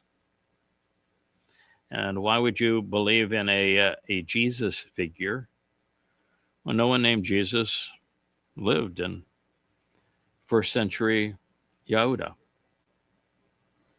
Why would you believe any of this when there isn't a single written eyewitness account? Not one. Not a single contemporaneous record. not independently, not even in your collection of fairy tales, is there a single contemporaneous eyewitness account. The earliest two were part of Paul's posse. Paul wrote the first 14 letters of the Christian New Testament from 52 to 66 CE. He died completely rejected and alone, and he admitted that he was demon possessed and he committed every rational fallacy there was. He never once quoted the imaginary Jesus, and never once. And every time that he quoted something from YAHOWAH, he forgot his name and misquoted him. Mm-hmm. And those are the first 14 letters, and his posse wrote the next three books, which would have been Mark, Luke, and the book of Acts, which tells us about your Pentecost. And it's just filled with all manner of lies. And those were written in 75 CE, 2 generations after the fact. No, you got nothing. You really have nothing. You can't claim Josephus. He wasn't even alive at the time. He hadn't even been born. So you got nothing. And we don't have a copy of Josephus's work in Greek, which was the language that he wrote it in, until the 9th century. And the only person that claims to have a copy of the text was Eusebius, and he's the greatest con of all time. He's the one that actually augmented the story in Vaticanus and Sinaiticus to insert the line, you are the Christ, and then the response, upon this rock I will build my church, when the entire narrative is insanely stupid. And where did that take place? Oh, in front of the cave to Pan, the gates of hell. And I mean, you can tear apart every single word of that and to show that there is a 0% possibility that it occurred. Mm-hmm. And it would be unbelievably moronic in the 3rd year that they were together that he's saying, oh, by the way, I never bothered to tell you who I am. I don't know why you're following me, actually. Because I've never bothered to tell you who I am and why I'm here. And this is now just days before it all ends. So I'll pop the question. So who do you think I am? Mm-hmm. No, astonishingly stupid. But they needed a Christ, and unfortunately, who knows why they wanted a Christ, other than the Jews were longing for a Messiah. But the prophets don't speak of a Messiah that is to come. They speak of a Messiah that has been here, mm-hmm. not one to come. So they picked up on a lie and turned it into a religion by piling a bunch more lies on it. So, yeah, it's pretty revolting to see how easily Christians have been fooled into believing that which has a 0% possibility of being true. It's just a 2.2 worthless lies. 2.2 billion today and billions over its lifetime. Yep. Succumb to the mind virus. Oh, yeah. The Tucker Carlson, who, by the way, has also admitted that he was demon possessed. He tells the whole story of how the demons got him and bribed by Muslims. And he says that Israel is the most violent country on earth. You know, the most violent country on earth is more the United States. The United States is the most war-prone country on earth by a long shot. And the region that's the most war-prone is Europe. And nothing comes close to Europe in terms of wars. Mm-hmm. No, Israel is not the most violent country on earth, and not by a long shot. And the fact is that the most violent religion in the world is Islam. And the reason that Israel has a significant military is because the Muslims have been trying to eradicate Jews for 1,400 years. But, he is the most popular person on social media, and he's really stupid and really demonic and really immoral. And yet he has a following which says that those of you who listen to him are idiots. And gaining traction. There is more of them coming. Oh, yeah. It's just disgusting. Yeah, look at this. the alcoholic that is now head of the War Department. He holds Christian monthly worship services, and we're gonna pray to Jesus because, as Pete Hexas says, if you trust Christ, we can never be wrong. Then why did you kidnap the head of Venezuela? Why did you threaten Greenland? Why did you bomb Iran? Not once, but twice. Why haven't you any way that you can get out of the mess that you created? By that rationale, how come America Christ has killed- lost every war recently? I mean, since World War II, every war America is engaged in, America has lost. Mhm. So either trusting Christ is a bad idea, or you're not trusting the Christ. But by the way, I didn't realize that the Jesus, was a general and a warmonger. Hmm. Because if you're going to be a War Department and you're going to trust him, then he must have led some really, really bogus or bodacious military crusades of some sort, right? Right, right. I bet he was the one that set the example as to how to conquer Iran and teach those crazy Iranians a thing or two. Yeah. Was he that guy? Was he the warlord that took on the Roman subjugation of Judea? Was he the one that started the Islamic State and put his troops in Syria? Was he the one that overturned the government of Libya and turned it into a terror state? Did he do those things? Did he invade Iraq and turn it over to Iran, make an absolute disaster of it, and lie about weapons of mass destruction? Is that how you're trusting him?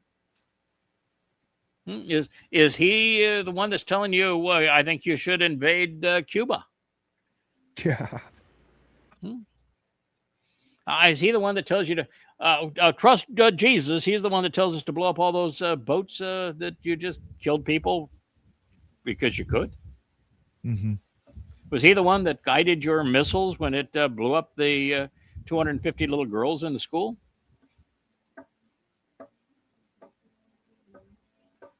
Looks to me like you've been wrong a lot, Pete. Maybe you got the wrong God, Pete. Yeah. Just Maybe. saying. Maybe. Yeah.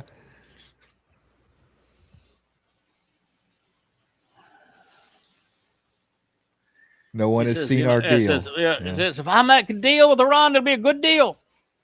And I really just like it that everybody's claiming that they know about my deal when only I know about my deal. I haven't disclosed my deal. And so what are they saying about I got a bad deal when I haven't even disclosed my deal? Well, if you haven't disclosed your deal, then how do you have a deal almost negotiated there, Mr. Confabulator? Mm-hmm. Maybe I'll think through what you're saying before you write it. You can't say that nobody knows your deal and the day before you say we have a deal. Because if you have a deal, then somebody has seen your deal. And by the way, the only people that have seen your deal say it's a really good deal for Iran, and not so much for you. Well, Fox News, though, man, they're there. He is our confabulator and thief, and we've got him. I don't make bad deals, he says. I just don't make bad deals. Yeah, you make only bad deals. Yeah, this is an interesting concept here. You pop in because if Trump accepts a deal, someone reads the deal to him, someone complains about the deal, Trump changes the deal. So Trump cannot be trusted to negotiate any deal, much like a Muslim. So who wins this one? Yeah, see, this is interesting. Of course, Trump was saying he didn't make his son's wedding because he was working in the Oval Office of the White House, and that he is the one that has worked out this deal, and that he had a deal that's been largely agreed to with Iran, and it will guarantee that the Straits of Hormuz are open, and that that was his deal. And so, boy, he is the great deal maker. And then Well, the fact of the matter is, the deal that he did is not his deal. It's the deal that the Iranians offered. Mm-hmm. And because the Iranians had offered a deal and he needed a deal, he said, well, we've largely negotiated the deal, because he had to take credit for the deal, except he doesn't bother to read. So it's the last time the Iranians had a 10-point plan, and Trump says we've agreed to their 10-point plan. And then somebody had the audacity to read the 10-point plan to him. He says, well, we can't agree to that. He said, but that's what you agreed to. Well, the same thing is true here. It was the Iranian proposal. He's agreed to the Iranian proposal, and somebody read it to him, and he says, uh-oh. And then somebody, the military-industrial complex says, wait a minute, you're giving up on the war? You can't give up on the war. We like killing people. We make money when we kill people. You can't give up on this war. But it's the fact you're surrendering. You can't surrender. So somebody read the deal to him. Somebody complained about the deal. And now he is going back and he's renegotiating the deal, trying to, with Iran, and saying, oh, there is no deal, no money released, no deal until you give up all of your uranium dust. Yeah. So he's gone back on his deal that was almost negotiated. And somebody read the deal. Somebody complained about the deal. And so he's renegotiating the deal that didn't exist and that he hadn't done, and good luck with that. You're gonna do a deal with somebody who accepts your deal, and then when they read your deal, says, "No, I'm not going to deal with that. I want a whole different deal." No. Yeah. Yeah. The details on the deal. Every time that something comes out, it is a surrender by America. I have a pet peeve with Jews dressing their Torah up like it's a whore. Little crowns on it and dingle balls and all manner of things, and then they kiss it and they play with it and they pretend that that the Torah is their blessing and such a supportive book of their religion, a pillar of their religion. So they want to put it on a pedestal and dress it up like a whore and kiss it and fondle it. And why not read it? Let's read it. I just can't figure out how you can have a book like that, where God is so against you, so universally opposed to you. There's so many evidences in it that there wasn't anyone that got it right. Well, Chinook, Noach, not even Moshe. He blundered all over the place.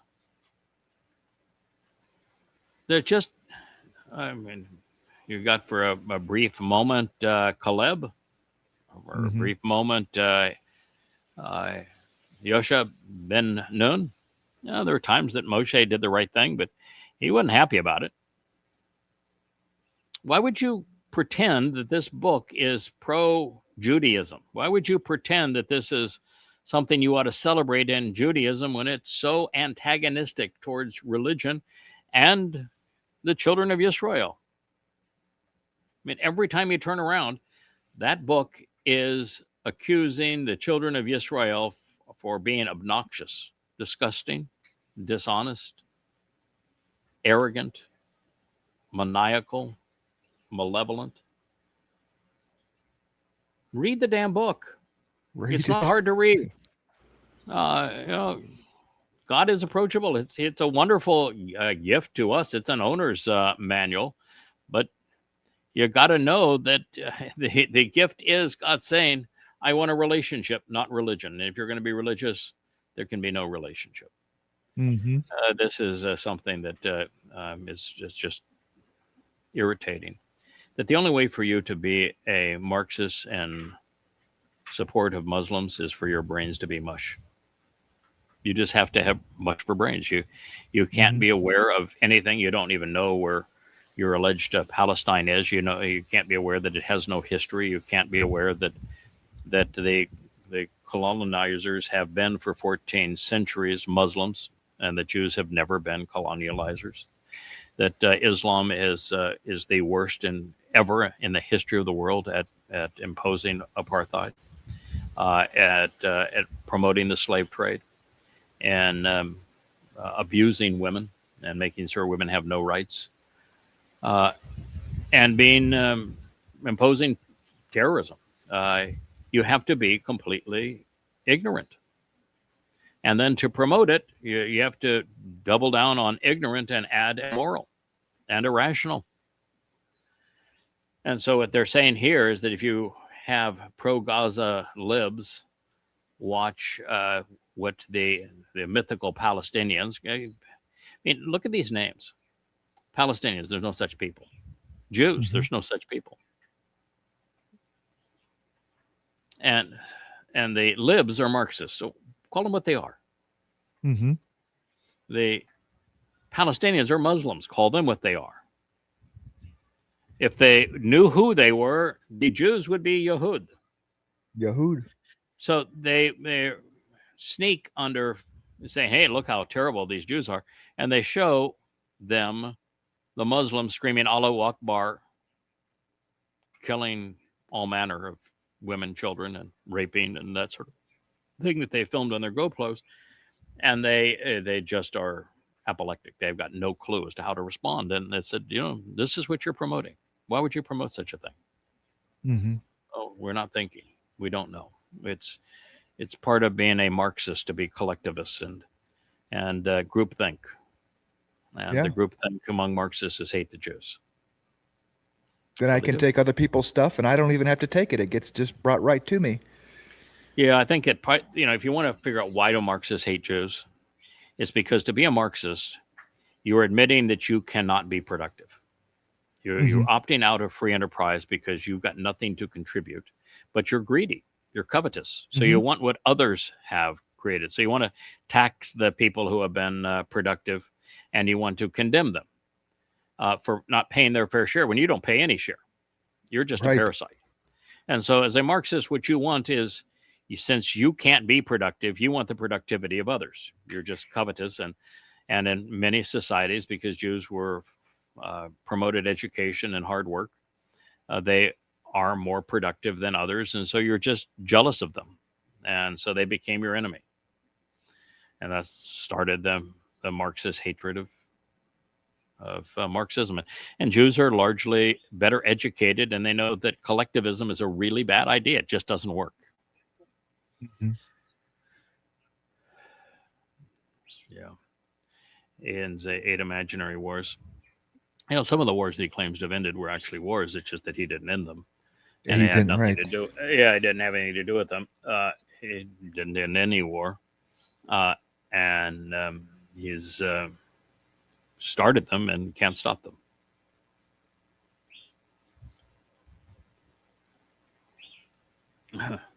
This is interesting. The Iranians are offering tens of millions of dollars as a reward for Trump's and Netanyahu's head. And normally we say women, calling for the assassination of a head of state, that would be a really bad thing to do. That's meaner, right? But didn't Trump and Netanyahu assassinate his father? The heads of state of there, and his father and his wife and his mother and his children and his siblings and everyone else and little school girls and everything else.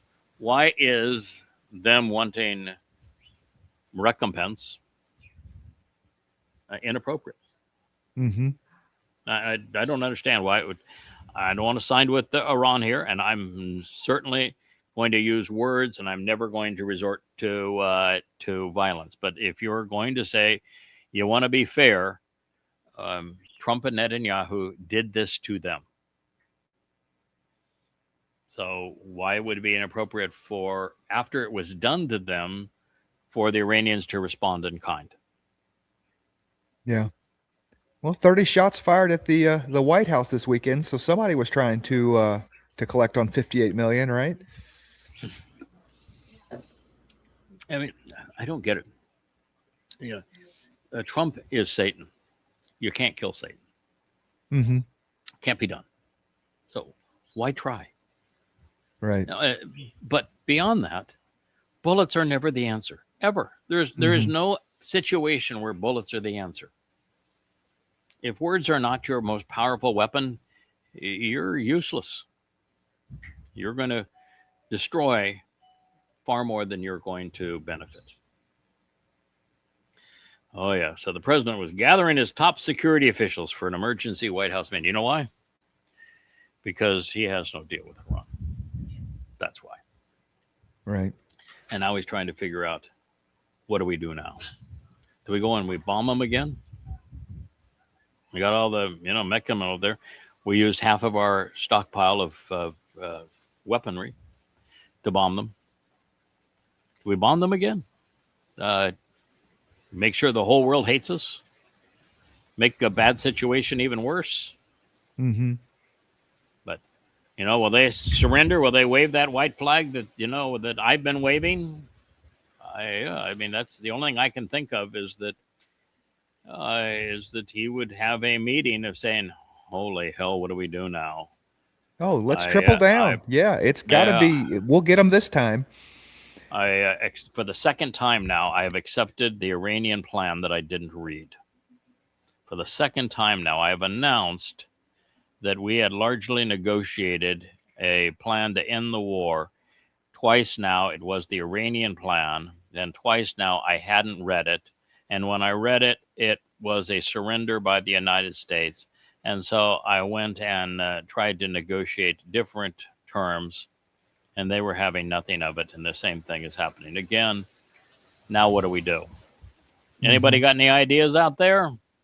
Right. Bomb them back into the Stone Age? What are we going to do? What does Jesus have to say about it, huh? Yeah, well, the thing that, of course, is there. Here he is. That was the plan that he agreed to. He is bowing down at Khomeini's feet, and Iran would know it. It's the most. It's a complete and total surrender by the United States if that deal happens. And the only thing that would be between that deal and Trump approving it is confabulation. He had no idea what it actually said. There he was in the White House, and he had no clue what it said. This one's good. Yeah, Trump is this close to declaring himself dictator for life, right? Yes, he already has done that. Mm-hmm. He is der Führer, and it's the Fourth Reich. And if you don't know that he's already done that, then you're not paying attention. He said we don't need midterms. I don't know why we're bothering to have them. And he has Trump 48 hats that he has in the White House and that he is promoting. He's building the ballroom, not for Trump 47, but for Trump 48. He is dictator for life. He is, in fact, his announcement that he is a god will take place on the Ides of March, the famous day in Rome after the Roman emperors. But the more interesting part is that he has been positioning himself as a god. He has the White House and the MAGAs present him as a Messiah figure, is Jesus's understudy, or as Jesus as a Messiah, and he's going to dispense with all of that and just call himself God on the Ides of March in 2030. So the declaring himself dictator for life is past tense. You're not paying attention if you don't know that's what he's already done. Referring to himself as God, that's future tense. That's going to happen in 2030 when he moves to Israel. It's why he made the announcement a few days ago that he has a 99% approval rating in Israel. He effectively can run for prime minister, and he's going to go to Israel and do that. And he is. He's going to arrive there on the 29th of January in 2030. Prophets have never been wrong. That's what they have said.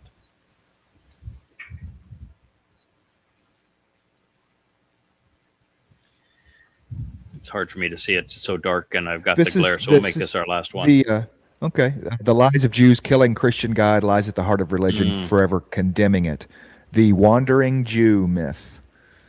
Yeah, it's amazing how many lies have been promoted by the Christian church against Jews over the last 1,800 years, including the first of them, which is that, according to the New Testament, Jews conspired to murder the Christian God who was a man and killed him. And so, according to the Christian New Testament, God got so mad that Jews killed him that he decided that he would renounce all of his prior commitments and promises to the Jews, making the Christian God, of course, a liar, and the Christian God so inept that men could kill him. And it's based upon this series of lies that Christianity promotes replacement theology, where they're the new Israel and the new Jews, and where they promoted the myth of Jesus over Dowd, who is the actual Messiah. So it all comes down to that fundamental lie, and that is the lie of anti-Semitism. It's the lie that undergirds the Holocaust. It's the lie that is permeating the world's hatred of Jews today. And so the bottom line here is, for anyone who is aware of what has gone on, is that from the very beginning, Christianity has been vulgar, crass, and cruel. That this is not a loving religion. This is a religion of subjugating, denouncing, dehumanizing, mass murdering people. And the people that Christianity has chosen to hate and to demean and to rob and to force into ghettos where they have stolen all of their possession and controlled their lives, torturing them for 1,800 years, are God's chosen people. I just want you to know that if you're a Christian, your religion is obnoxious. Your religion is cruel. Your religion is based on a series of despicable lies, and that God despises it. And if you promote it, he hates you too. And that's the truth. Whether you like it or not, you can't change reality. That's the reality. Christianity is a cruel hoax. Yeah, definitely the religion of forgive us, not the religion of forgiveness as it likes to purport itself. I mean, the original popes were, just don't look at what we're doing. It's forgive us. Yeah. The lie of Jesus has been very, very good to us. Yeah, that's Yes. the nature of the Christian church. Of course, you'll never find the word church in the Torah, prophets, and Psalms, and you won't even find the word church in the New Testament. You say, oh, yeah, it's there. I can read it right there. Upon this rock, I'll build my church. It says ecclesia. Ecclesia cannot be transliterated church. It cannot be translated church. There was no church. And the whole thing is a hoax designed to control and fleece people. And if you've been brought into it, shame on you. There's no such thing as Christianity. No such thing as a coming Messiah. There was no Jesus. God cannot be killed. God is not a man. The whole thing is a cruel hoax. And cruel hoaxes are not good. I've tore in 5 volumes of Christianity, absolutely destroyed all credibility of the Christian religion. And I would encourage you to read it. It's all free at YAHOWAH.com, 5 volumes of Christianity. You can't make it through the first 3 chapters of volume 1 and maintain yourself in faith of Christianity. You'll know that it is rubbish. You'll know how hideous that lie is. It's easy to disprove. You don't have to go any further than what they wrote. What they wrote was untrue. Christian New Testament is false from beginning to end, and it's exceedingly easy to disprove. There was no Jesus. It's all thievery. It's all the product of identity theft, perversions, corruptions, and twisting all manner of lies. Weaving a series of lies together such that one lie supports the other, and pretty soon people are beguiled. Mm-hmm. Well, my friend, I think that's go ahead. Go ahead. I was just going to ask if you guys are going to be able to eat this week with your wife being out of town. Are you guys getting fed there? I mean, is somebody taking care of you? We're 0 for 2. My wife hired a wife of a dear friend of ours, and she is one of the best chefs on the island, and so she is normally here to help us a couple of days a week with food. But she's treating or dealing with her mother and her sister right now stateside. My wife is a marvelous chef in her own right, and she's stateside. Perry works at it. So and Perry's pretty good in the kitchen. Even Leah will allow him to in her kitchen. So that says something about Perry. That says something. Perry fed us a lovely breakfast this morning, and so good deal. So I'm certain that we won't be starving. Rich and I can make our specialty, which is we go out to restaurants. We do pickup sometimes, so we don't always go out to restaurants. Sometimes we just do pickup. We're actually a 2 meal a day group here. Don't look like it, but I'm supposed to play a very heavy set role, so I'm the bull, and it would be inappropriate for you. Never ever saw a successful bull that was skinny, right? Right. So I figured out you're a bull. Got to fatten you up. But that's the best excuse I have for it anyway. The reality is that I used to exercise an hour every day, and then once I got laid on about the 50th title and saying, "Oh, by its way, it's your responsibility. Don't screw this one up, kid." I get up long before the sun rises, and I go into my office and I translate and I think and I write and I do it. If I'm not doing this vlog, that's what I'm doing. And even this weekend, it was from before 6 a.m. to 8 o'clock at night every day. And so there's not a lot of time in there for exercise. And so that's part of it. But we are a 2 meal a day clan here. And we got, those 2 loaves of bread that we showed for the Shabuw'ah show. Right. Those happen to be sourdough because, of course, yeasted bread is just fine for Shabuw'ah. And something I didn't know, but that yeast is almost always has a little sour nature to it. So that sourdough is around a long, long time. And so that's my favorite flavor in bread happens to be sourdough. And I know that once is to eat yeasted bread so that when we celebrate Chag Matzah, that it's special because there is no yeast in the bread during that time. It wouldn't be special if we didn't eat yeasted bread the rest of the year. So we did have the 2 loaves of bread, and I'm sure that wasn't good for the waste, but boy, it tasted good. Right.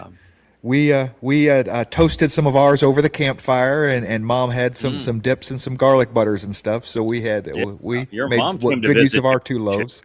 Yeah, your mom came to visit, didn't she? Yeah, she did. Your mom made a lovely post too in the chat feature on YAHOWAH. She did. She wanted to of her cute contribute and tell her story. Yeah, yeah, it was lovely. Yeah, I read that. Yep. So thank you, Mom. You did good.